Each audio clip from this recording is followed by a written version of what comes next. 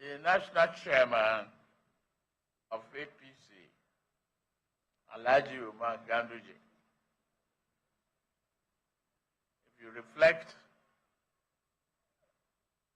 on the path of your career, you were part and parcel of FCT.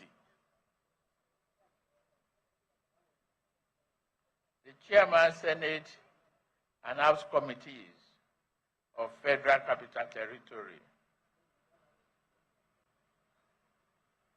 members of the National Assembly representing FCT, former governors of Abia, Benue, and Enugu states,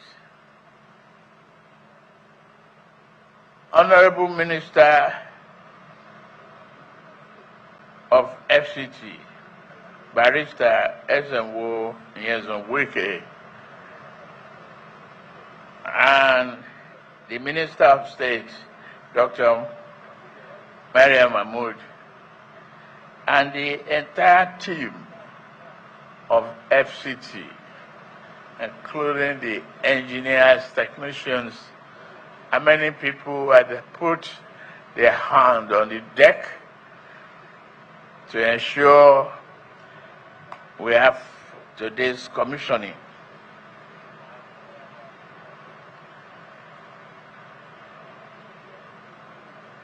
The former members of the National Assembly here present, traditional rulers and royal fathers here present, senior government officials, the project contractor, Messrs.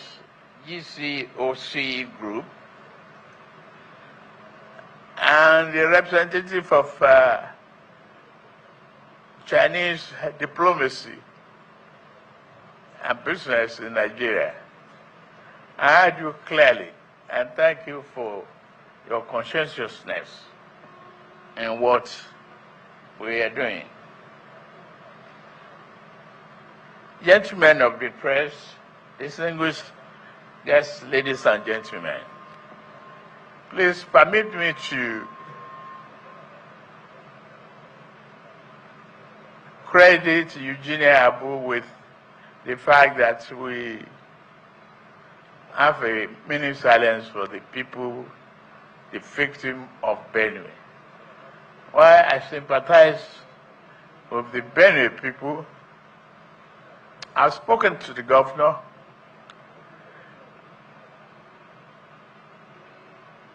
The leadership and people of Benue should accept our condolences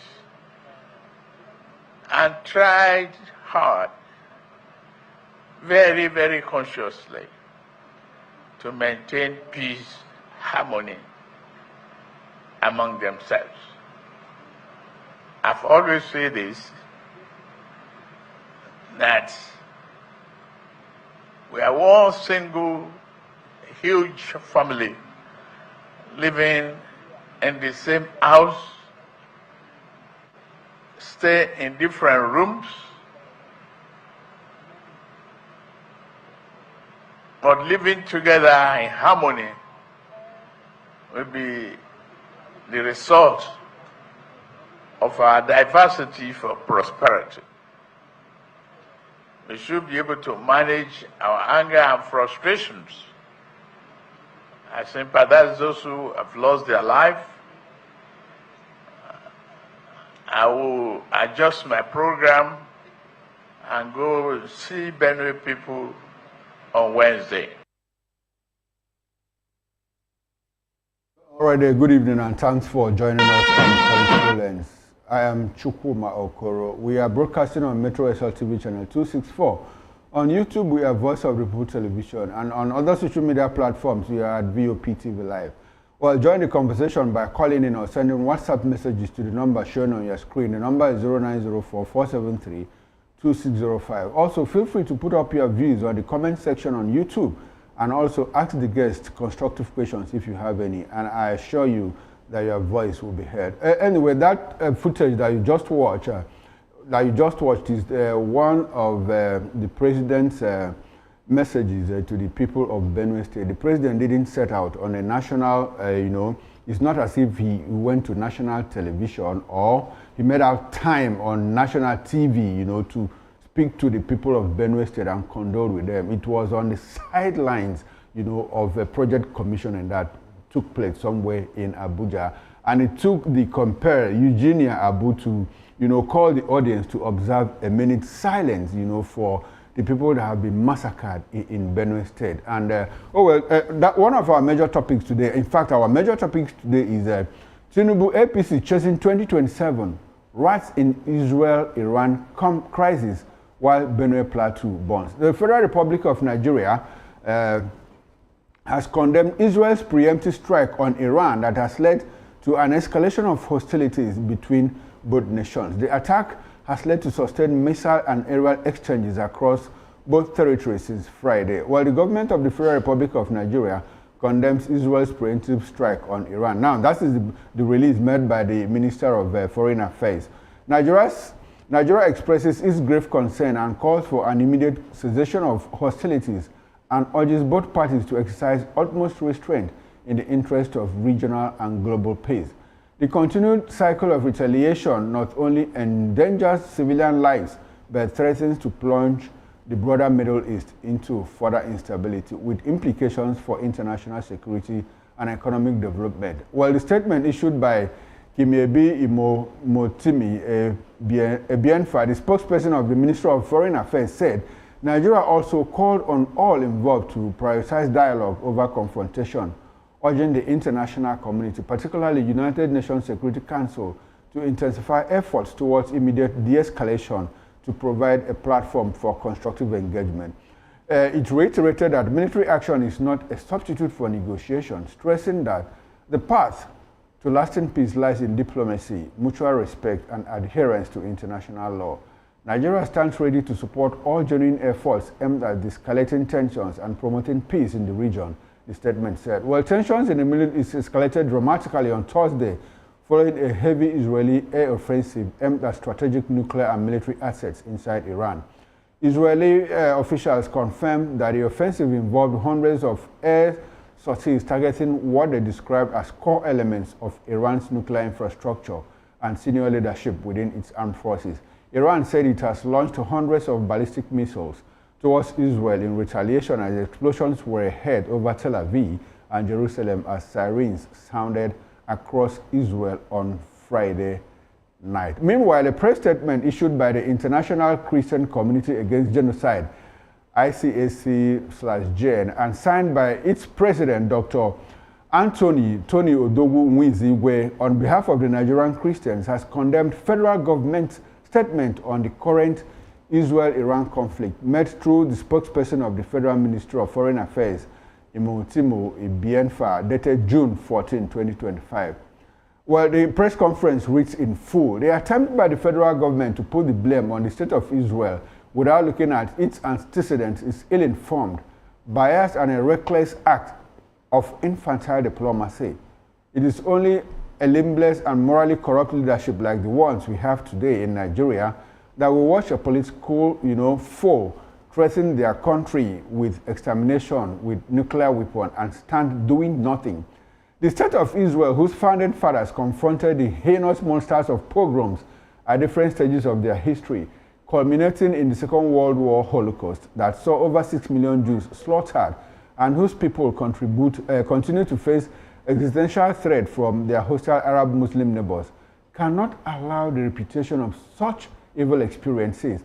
Now, the statement continues, the Nigerian Christians who are facing similar existential threat from their Muslim political leadership through their insurgent foot soldiers stand in solidarity with the state and people of Israel at their present trying moment. It is our fervent prayer that they shall come out victorious as usual in the present conflict. We pray also that what happened in October 7, 2023 shall not be allowed to happen again. It is not only absurd but also laughable that the federal government with Muslim president, a Muslim vice president, a Muslim chief security advisor, a Muslim minister of defense, a Muslim minister of state for defense, A Muslim Director General of the Department of State Services (DSS) and a Muslim Director General of the Nigerian Intelligence Agency (NIA) in a country where Christians constitute 55% of the population does not see anything morally wrong with the ongoing atrocious kidnapping and slaughter of innocent and defenseless Christians, but was quick to notice the State of Israel's decision to defend herself against the threat of extermination by a sworn enemy.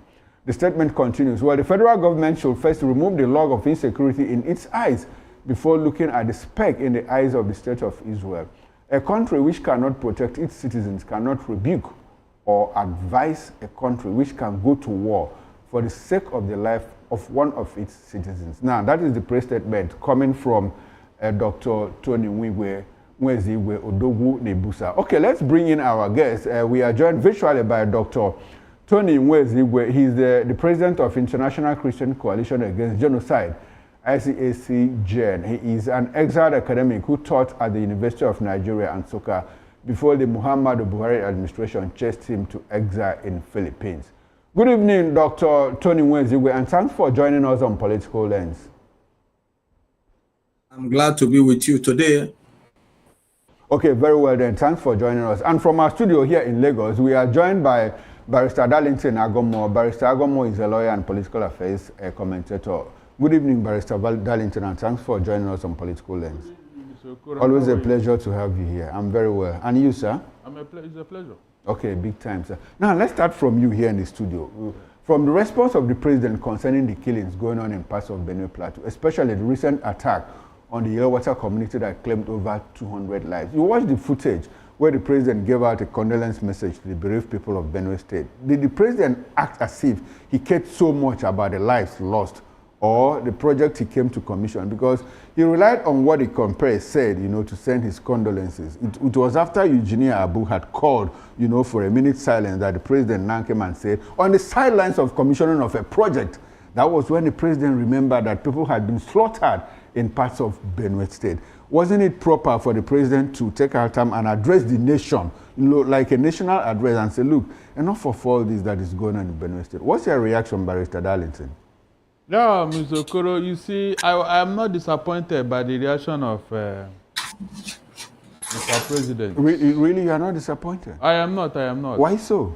There is this character threats among our Muslim brothers against their Christian brothers. They don't have regard for them. It's like it's in their DNA all over the world, though, not just in Nigeria. And that is why when people say Donald Trump is there was a time he placed a travel ban on some Arab and Muslim nations from coming into America.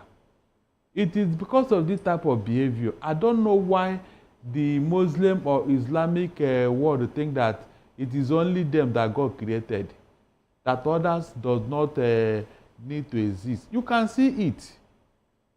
Mr. Okoro, a man who claimed to be a Muslim cleric woke up one morning and declared that Tinubu's wife, Oluremi, should be killed because she's an infidel. She's a Christian and she's the leader of infidel, that God told him to kill her. And nobody uttered a word. Nobody said anything.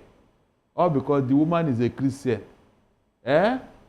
All along, these people that are being slaughtered, go and check. They are mostly Christians. I said mostly, 90% of them are Christians. What does that tell you? But let one Muslim die over here, you will see. In fact, it looks like the world is coming to an end. What does that is their character. They believe that they are the superior human being. And that was the same thing that caused problem in Germany. When Hitler woke up and said that the German race are the main race, they are the superior race, if not that the Allied forces came together, that man would have colonized the whole world. So you can see this type of behavior happening time and time with our Muslim brothers in Nigeria. They don't believe that Christians are human beings. I don't know why. They believe that the religion is superior. They believe that they are more superior human beings. They believe that everything they do is, in fact, they are the only one who knows about God. So how do you live with such a person? Okay. But now, Barrister, let's stay on the president's reaction You know, now the president is scheduled to travel to Benue State tomorrow, you know, to see what went down in Benue State. And yesterday, I think there was a statement that was issued yesterday, and it said, enough is enough. Does it look like, when you say enough is enough, it also shows that, look, consistently you've been informed about what is going on. So why did we allow all of this to fester to the point where we now have to shout enough is enough? No. This is the third time he's saying that word concerning Benue. Okay. This is the third time he's saying enough is enough concerning the massacre in Benue. He never visited. I never visited. But he's visiting this time, so will it make a difference? Even this one is an afterthought because Pope spoke from Rome. Okay. Pope spoke from Rome. That was when Tinubu remembered that people were killed in Benue. Can you tell me that if this massacre were to happen in Buhari's estate in Katsina, that day Tinubu will not sleep. Even if it happened in the midnight, he will go there by 1 a.m. to go and see what. Does it look like the life of Benue people doesn't matter? I've just told you here, and it's an afterthought. He even said that the woman who was comparing a show told him that they should bear 1 minute silence. Why are you even saying it? Why you say that you are choosing the time, you are arranging, you are making arrangements when to go and see people that are being killed. People that voted for you, because I know most of them voted for him. So this will tell you what we have been talking about, that the problem of Nigeria is what? Religion, tribe, and ethnicity. If you remove these three things from our life, Nigeria will move forward. But you can see how the thing is dragging us backwards. Bisokro, you saw when 6 hunters were killed in Edo, you saw what happened. You saw the reaction. But now look at the massacre, and yet no northern leader, including Buhari, have uttered the word. Have uttered the word. And yet you people are telling us that we are one Nigeria. Okay. To make matters worse, Mr. Okoro, these people are not Nigeria. The people that are killing Nigerians are invited to come. That's what the military authorities told us. They told us it's not my word. They told us, and they were shameless to say it, that foreigners came here to kill Nigerians, and our military are telling us that. This moment, nobody's career has been damaged. Nobody's can you been just arrested imagine? or asked questions. The people they are killing are Christians. That's why it is not important. Okay, Barrister, let those people come and kill Muslims or Fulanis and see what will happen. Okay, we'll come back to that, all of that. Now, let's bring in Dr. Tony Nwezigwe into the conversation. Doctor, your organization is very much concerned about what's going on in Benue Plateau. I mean, I've followed you for a while now. For you to take up the fight means that you clearly understand the dynamics of the massacre in the region. Can you walk us through what you know and what exactly is going on in the Benue Plateau and other parts of the country where these atrocious killings have taken place in the past and recently? What do you know that the ordinary Nigerian doesn't know? Because, like I said, I've followed you and your fight for a while. Can you walk us through all of this, sir? Well, thank you very much. Am I audible? Yes, go ahead. We can hear you. Yeah, I'm surprised. You see, I'm not surprised with what is happening in Benue State because I fought against it during the election. Who is it? Sorry, which election, sir? Which election in particular? I mean, the last election. 2023 election. 2023 election. Okay. I wrote a piece against Father Alia because when the former governor was fighting, then they were blackmailing him, even attempting to kill him. Even they stopped funding. They withdrew the federal grant meant for Benue State, that to the extent that the man could not pay salaries. Because of his battle against these, insurgents. And I'm asking, who is Benue State is 99.9% Christians. Who brought the present governor, a reverend father? Today, the secretary to the federal government is from Benue State. He brought the present governor. What has he done? I mean, the former governor who is secretary to the federal government. These were the people who were fighting when we started this battle with Orisha Jeffo during Jonathan's period. They blackmailed Jonathan. they blackmail Orisha Jeffo and other people prepare, fighting against this, problem. We saw it coming. I saw it coming. I wrote to the Christian group when they massacred more than 200 people in southern Kaduna. I took up and wrote, an advertorial challenging it. The then Catholic Archbishop of Abuja, John Cardinal Onayeko, condemned it. Why should we battle it? They've been killing. The other time they massacred 50 people, more than 50 people in our war in the church. Yes. It went like what the Hausa will say, Baukwomi. They've been killing us. The primate of the primate of Methodist Church was kidnapped, along with a bishop. Yes. The church paid ransom to release him. We have got many pastors, many reverends beheaded before us, and we do nothing. I don't blame the people killing us. I blame those people who call themselves Christians of Nigeria. Okay. Dr. Wezi, before we get into the blame game, now you sound as, does it look like this is a religious war against the Christians? This is the continuation. What if you go back? Sorry, this is jihad. This is jihad project. When you hear the reaction of the Sultan of Sokoto to the killings, on several occasions, the Sultan of Sokoto, President Sultan of Sokoto, had told us that before banditry will end, it will take about 10 years, and that was their time frame for the conquest of Nigeria. 10 years. I was with South African. Remember, let's even take the Central African, Republic example. That was what I witnessed. When the Seleka rebels, the Muslims are just 15% population in Central African Republic. And with the help of Chad Republic, they through their Seleka rebels, they conquered the country, drove the democratically elected president, and took over power in a country where they constitute 15%. What happened? The majority of the people, the Christians, the majority said no, it will never happen. They carried out what is called, the anti-Balaka, and started fighting these Muslims. To the extent, it came to the point where France, international community, have to now intervene and force the Muslim head of state to vacate, and they brought another Christian there and started, stabilizing the country. Okay.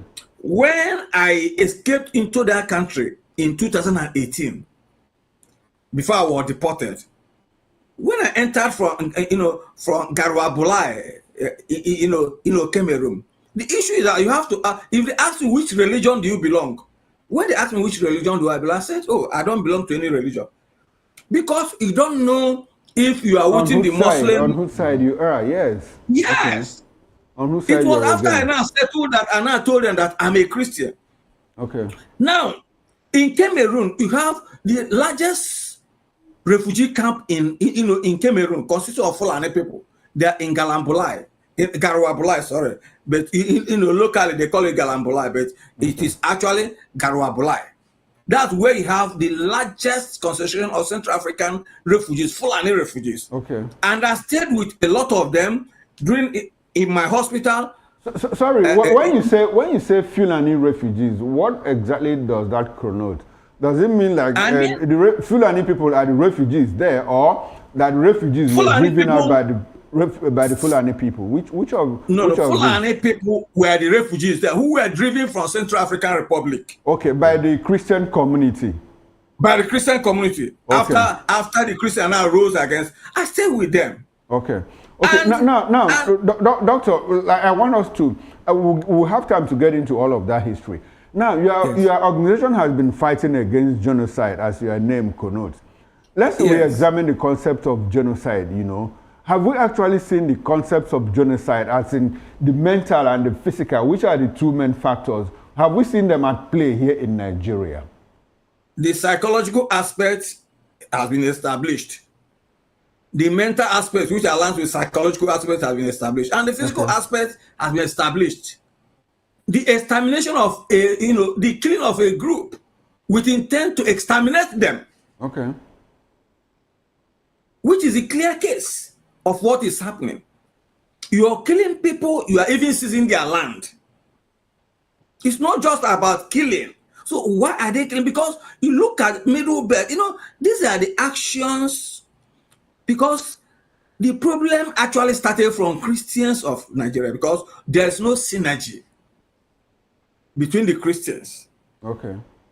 When they're killing one person in Bauchi State, in Kaduna State, those in Nasarawa and and Benin, they will relax. Those in Igbo people, among my Igbo people, the South will say it doesn't concern us. Okay. Now you have you know where the problem is coming from, but you also said, like, when you talk about genocide, why is it difficult for the international community to designate or donate what is happening as genocide? Because clearly it will call them to action. Why is it difficult for them to do that? Thank you very much. In foreign policy, okay, it's just like we have not come into this Iraqi, Iran crisis. We'll get to that. We'll get to that point. Yeah. Yes, there was a case of genocide in Sudan. Darfur genocide. Okay, the Darfur crisis. Yeah. The foreign nations did not come in. There was also the case of genocide, Rwandan genocide. For 100 days, the foreign people did not come in. It took the people to react. America cannot come and fight for us here unless there are people who are ready to fight for themselves. So they can, international relations, you don't come in there. Because for you not to resist, it means you are not yet penned. It means the consequences are not yet heavy on you. Okay, so clearly you put the blame of inaction on the Christian community. The Christian community. Exactly. Now the pontiff, that is Pope, has weighed in on these killings and enjoined the Nigerian government to put a stop to it. Do you think the Pope's intervention will change anything at this moment? Pope's intervention is even a spite on our Christians. Because last time when I petitioned the ambassador, the American ambassador in Nigeria, okay, the camp president reacted and condemned me. Okay. These are the people. You can imagine somebody that I'm doing his job now turned out to even support those people who are killing their people. We have camp president. So it is a spite on the Nigerian leadership that the Pope is speaking. But the Pope's statement cannot change the situation, because even Tinubu himself is beyond his powers. Tinubu took the power on the agreement that the Fulani will have their free hand to continue their project. I want you to look at the policy. There is competition. There's internal political competition within the Muslim political leadership in Nigeria. This Muslim leadership I'm talking about is the Fulani leadership and the Yoruba leadership. So what concerns Tinubu is not about the killing of Christians, because he is a Muslim. What concerns him is the empowerment of the Muslim community of Yoruba land, whom he has described are being marginalized by Christians in the Yoruba land. Check out the major appointments made by, if you are talking about Yoruba domination of Tinubu's appointment, 90% of those appointed are Muslims. Okay. So, Tinubu, okay. All right, before we come back to the studio, I would like for us to talk about Nigeria's government's response to the ongoing Israeli-Iran war conflict. Why is it convenient, for the federal government to ignore the killings here in Nigeria and rather step in, to say, look, Israel, what you are doing is not right and all of that? why is it convenient for the government to do that? Do you have any explanation for why the government is acting in that direction? Well, it is convenient because those who are being killed, those whose people are being killed, have not told the international community that they are killing them. So it's part of diversion of attention. And as a pariah government, running a pariah nation recently, he uses, he tries to use it as a PR coverage in support of the Muslim community. Okay. Yes. So his interest is Muslim, is a Muslim matter. It does not matter to him that even the leader of the Shiites in Nigeria was deported from Saudi Arabia. But the issue that Islam, so long as Iran is a Muslim country, as it's a Muslim nation, they are bound, they are duty bound within the confines of of the Ummah, Muslim Ummah, to support them. So they're not talking about the secularity of Nigeria. They're not talking about the killings in Nigeria. As far as they are concerned, the life of a Christian in Nigeria is not worth the life of a Fulani cow. So it's not, it doesn't concern them. Okay. And I've said it, and I continue saying it, that if the Christians want this nonsense to stop tomorrow, they have the capacity to do it. All right. Thank you, Dr. Wenzi. We'll come back to you in the course of the program. Let's come back to the studio where we still have Barrister Darlington. Barrister, the president called on the leaders of Benue Plateau to take decisive action and resolve the conflict and live peaceably with other parties. Is this a conflict? And if it is, who are the parties to the conflict? And why does the federal government find it difficult, to rein in the aggressors? But ask the armless governors to tackle the problem. It knows it cannot. Isn't that some form of hypocrisy on the part of the federal government? Of course. And we see a situation where in all of this that is happening in Nigeria, we see a federal government that issues statements, in support of the Muslim world, more like asking Israel, to leash itself in attacking the Iran, that is clearly trying to produce a nuclear weapon that they want to use, to decimate the people of Israel. According to Iran, there is no state of Israel. It's non-existent. They say U.S. is the chant. U.S. is the big Satan, and Israel is the small Satan. So, in all of this, why does the president do some kind of buck passing? Governors take decisive political action, but they are quick to respond to what affects other parts of the world. Thank you, Okoro. It does not become clear to everybody who cares to listen that Tinubu is not a Nigerian president. He's president of who? He's the president of the North, especially the Fulanis. But the North is kicking against him. No. They are ganging up against him. No. Those ones, they are small screen. When it comes to matter that touches them, Tinubu will do everything to defend it. And that's what he's doing. Why has he not reacted against this mass murder in the Middle Belt? But Benue is not. Benue State is not. Benue Plateau is not. It's not. They are in the Middle Belt. It's because it has to do with a particular people. That's what I'm telling you here.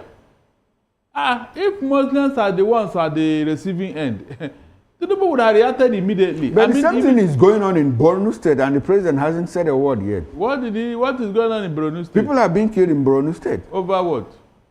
Boko Haram terrorists are killing people. Who are they killing? The other day, the governor cried out. He said that, look, like 3 or 5 local governments are under control of terrorists. Even the Shehu of Borno said as much. Who are they killing?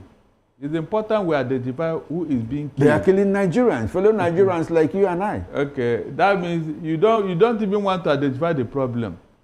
Mr. Okoro, this mass killing is mostly against Christian North. Get it right. No. Barrister, I think it will be uncomplimentary, to say that, look, Muslims have not been killed in what is going on in Nigeria. You are not getting it. Which Muslims now? Is it Muslim Hausas or Muslim Christians? That is the question here.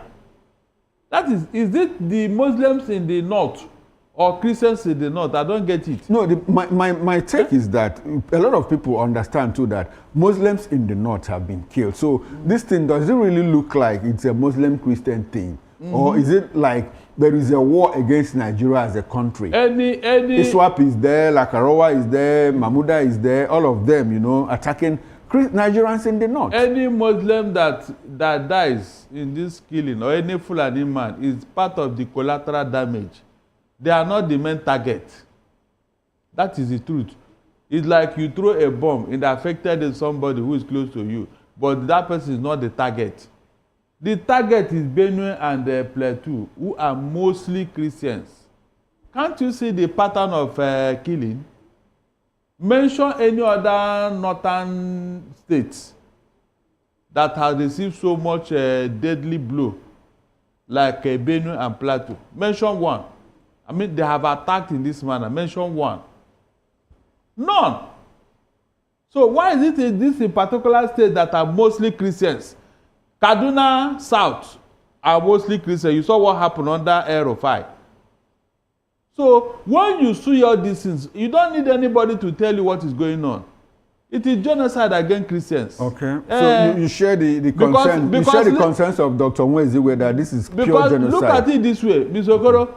Since the creation of Nigeria, have you seen any Christian group, Christian militia group that has gone about to killing Muslims, either in the north or south? Can you identify any group of persons that profess a Christian religion that have become so deadly like this bandit, Boko Haram, ISWAP and other, that profess Islamic religion? Can you mention one Christian group that has gone about killing non-Christians? Can you mention one? So why is it from them? Tell me, why is this thing coming from them especially? Fulani herdsmen. Why? So that will tell you what is happening. To make matters worse, to make matters worse, you have been given a list of 400 people that are sponsoring this terrorism in Nigeria. Yet they have not even opened the book, not to talk of prosecuting those involved. All because the names. Barrister, does it bother you that in all of this, in what is happening, despite the insecurity, the decline in poverty, you know, the shrinking income of the average Nigerian, that the president and his party, the APC, in fact, politicians, P2B is campaigning, president is campaigning, Atiku Abubakar is campaigning, that governance has taken a back seat and everybody is focused on 2027. Isn't it concerning to you that we are passing through all of this, you know, and does it give you hope that something might change in the future? Something will only change if you have the right person. As of today, we don't have the right leadership in Nigeria. We don't. And that's a very big problem. From the last one to the present one, they are all about religious bigotry, religious sentiment in the affairs of Nigeria. Anything that has to do with, that's what they project, as if our life revolves around the Islamic religion. No, Barrister, we have left that. We have left Islam and we are talking about 2027 now. Why is it that in all that is happening, it doesn't bother the people in government? They are campaigning. The opposition is even campaigning rather than taking the government, you know, to account. Because that is the biggest business in town. Is there another business? If 7.2 million businesses have closed down, shut down, closed shop and left, what else is left? In a country, 7.2 million businesses just closed down. No, they're not even doing half measure or whatever. They have shut down their company. They have left. Then what else is left? Is it not politics? That is why it is the biggest business in town now. So they are lashing in on it. Does it not bother you that INEC have not brought out the timetable for the election in 2027, and yet campaign have started? Does it not bother you? Okay, now Barrister, we've talked about the problems. Let's look at solutions. Now let's go back to Dr. Nweziwe. Dr. Nweziwe, the president is visiting tomorrow, he's visiting Benue. I think by now you have tidied up his table, you know, his schedule. So he finds it convenient now to visit Benue tomorrow after, you know, Nigerians said that they smoked him out of Aso Rock. But before him, the Chief of Army Staff had relocated to Benue. The Inspector General of Police had visited, you know, and the Chief of Defense Staff is also in the field. Now, do you think that these visits will amount to anything if the underlying cause of the crisis is not addressed? Is it just for the optics that they are visiting? If they don't go back and address the underlying causes of this problem? Fundamental problem beyond visit. let us take about Benue. They are talking about community. They are not even looking at as a jihad matter or religious matter. Benue State, as I said, is 90% Christian state. The only 10% that are a mixture of foreigners. The ethnic groups in Benue State are Tiv, Idoma, Igede, and Jukun. Fulani have no single space in Benue State. Dr. Mwezigwe, if we made you the National Security Advisor today, what prescriptions will you make for resolving this crisis? You have to tell me if I made the president, not National Security Advisor, because the National Security Advisor has no authority. Okay, so essentially you believe that the buck stops at the president's table. Mm-hmm. Yes. Okay, let's create another what if. Let's create another what if scenario. If we make you the president today, how will you resolve this crisis? First of all, let me state it now. First of all, I will try to militarize the society. To militarize the society? Yes. I will it's very the National Youth Service Corps. Okay. I will convert it to compulsory military training. Okay. To what end? To what end? No, I'm coming. Okay. Because the issue is that we are running out of time. We are coasting home. Yes. Yeah, you have indolent army. First of all, I will declare every community to go into their bushes and forests to combat all foreigners. Two, I will militarize the society by turning the National Youth Service Corps into into compulsory military training. Wouldn't that be a call for anarchy, where everybody is armed? No, it is not a call. When everybody is armed, okay, there's equity in security. When you know that I'm armed and you're armed, we respect ourselves. And when you're arming the communities, when you give the authority of the security of a town over the leadership of the town, go and fish out everybody there. And any Fulani man that goes with arms and ammunition outside, his normal machete and dagger, that person why single out the Fulanis? Why single them out? Since every other person will be armed. I single them out because now ordinary Nigerian with arm is charged to court, is arrested. But a Fulani man with AK-47 is free moving around. Nobody. So essentially, you think that this is going to solve the problem. What other thing will you do? That's what I'm telling you. You start this particular one. Okay. Because that's the policy. The policy is taking over the security and then dealing with those conflicts, those people involved, making them understand that they are under a state law. You pass a law, no arm, no army. Listen, I've passed through, you are talking about Borno and other. I passed through Borno, Boko Haram infested area. When I was crossing from Cameroon, Boko Haram attacked us. We had to move, retreat, and sleep before we moved in. If Nigeria wants the Boko Haram ISWAP to end today, they can do it. How would they do it, Doctor? We are talking, and how would they do it? That is the problem now. We are looking for solutions. How would they do it? Listen, military operations. It took federal government 30 months to quench Biafra. Now, they're taking more than 10 years to quench these people. How are they fighting? What's the technique they're using? So what does that speak to? Insincerity or unintentionality on the part of government to resolve first the problem? Of all, it is insincerity combined with sabotage. Because they see the battle. We'll talk about sabotage in a minute. We'll talk about sabotage because the Chief of Defense Staff said something about sabotage. But before we do that, let's come back. Let's come back to the studio. Barrister, when Dr. Mwigwe preferred the solution of arming everybody, you objected to it, more like. So what's your reaction to that? Why are you objecting to it? Yes, because the level of illiteracy in the country is still too high. To arm illiterate personnel to carry arms, they will abuse it. I mean, there will be a lot of collateral damage. What I'm saying is that, what is it that you swore the government in to do? Is it not to protect life and property? You have already surrendered that responsibility to the government. Because everybody understands what will happen if everybody becomes his own government and you have the coercive force within you and all that. You will abuse it. That's why we say government use this thing to protect us.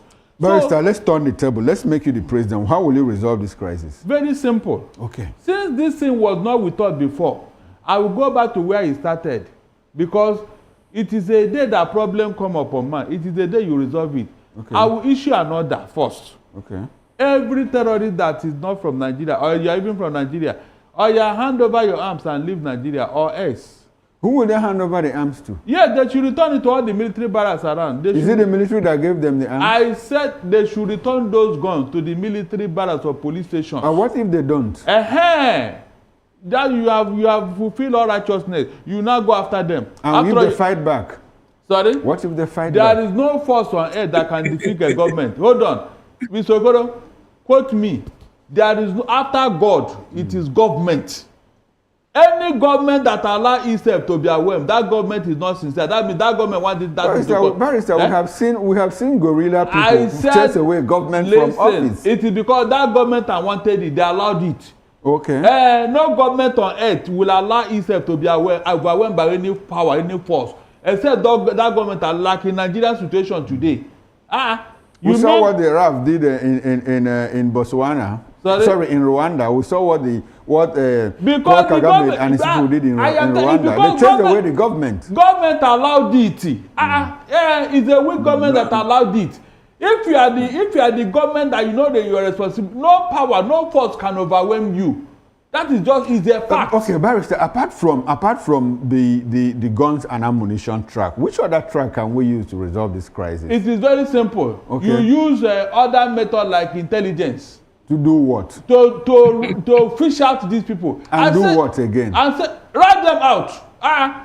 Mr. Okoro, if you start shooting them on daily basis, they will run out of this country. Okay, now I see Dr. Nwezigwe reacting to if you start shooting them, sorry, Barrister. The same way they are shooting Nigerians, start shooting them, they will leave Nigeria. Okay, so Dr. Nwezigwe, I see you reacting, you are giggling. What will you do, or what's it that Barrister has said that you agree with or disagree with? I disagree with him in the aspect of the military option. Okay. Because we are talking of a military that is existing, that is not proactive. We are not. Is it not the same military you are going to use to apply the order, to apply the attack? Mr. Okoro, so the major problem is the government that compromised the military. Get it right. I'm coming. No, I'm coming. If you have a president that is forthright, a president that is sincere, we have the Barrister, let him land on his thoughts. The military will fall in line. Let me come in. It is the body language of the president that is making the military weak. We are out of time. Okay, go ahead, Dr. Nwezigwe. In the course, I've studied many battles. Okay.